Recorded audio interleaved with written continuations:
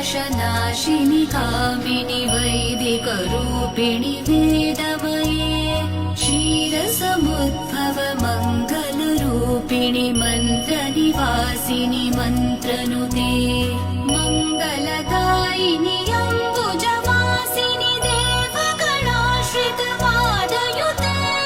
जय जय हे मधुसूदन कामिनि धान्यलक्ष्मि जय पालय माम् जय जय हे मधुसूदन कामिनि धान्यलक्ष्मि जय पालय माम्